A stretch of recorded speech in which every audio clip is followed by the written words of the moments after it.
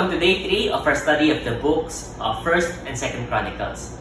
Now as we continue, as the chronicler tried to give a recap of the events of David's life, what's very interesting here is because the book of Chronicles mentioned how David was actually the one who prepared for the building of the temple, which Solomon did. Okay, the book of 1st Kings mentioned about how Solomon built the temple. But if you just read 1st Kings, it would feel like Solomon took care of everything. But reading the book of Chronicles, you will see here that David was actually the one who made all the preparations prior to Solomon's reign. So 1 Chronicles chapter 22 talks about how David prepares for the building of the temple, how he charged his son. He charged his son Solomon to build the temple. And then, not only for the temple, David also thought about, okay, once the temple is built, once the structure is built, how are we going to take care of it? How are we going to do the worship services? So David thought of that. So chapter 23, David organizes the Levites. Because the Levites, if you remember even from the time of Moses, up to the time that they were going to the promised land, Canaan, the Levites are always the one in charge of the tent of meeting. The tent of meeting is actually the tabernacle. That's the 10th version of the temple.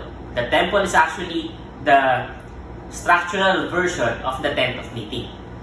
So David organizes the Levites, how he prepared the people who will serve for the temple, for the new tabernacle.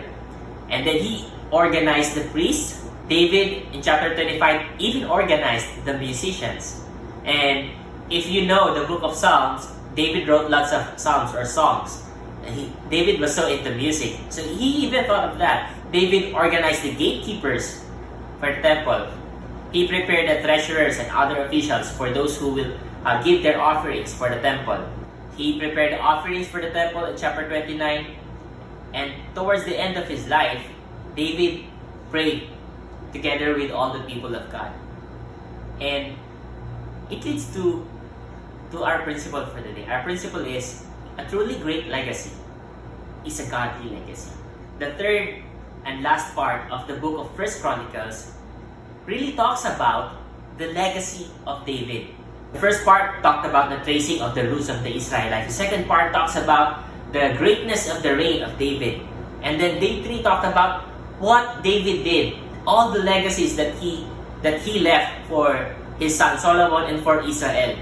Well, why did he really become a great king, a glorious king? Because he did all these things. And somehow, the book of 2 Samuel and the book of 1 Kings missed this part. And it's so great that you'll be able to read these things, the good things, the great things that David did for Israel here. And what you can see that, wow, King David really left a great legacy. And it's great because it is a legacy that's focused on God. Now, if you have parents who shared their faith with you, if you have parents who made sure that you know God, if you have parents like that, then you're blessed because they gave you a godly legacy. Let me tell you a little bit of my story.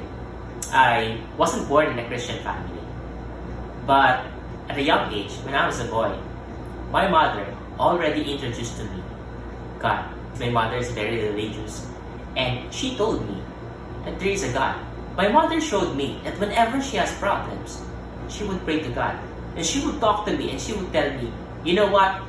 I'm asking God to do this and to do that. You know what? I'm asking God to end this and to end that. All our sufferings, all these things that we're going through, I'm praying to God.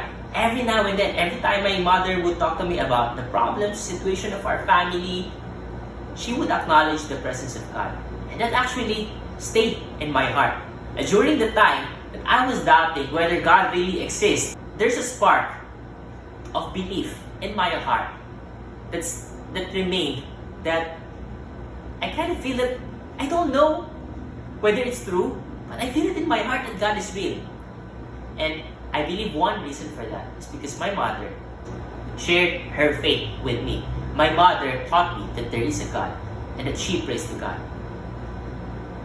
And that is actually a godly legacy. That is actually what's great in David's reign. He left a godly legacy for his son Solomon and for the kingdom of Israel. And that's something for us to remember.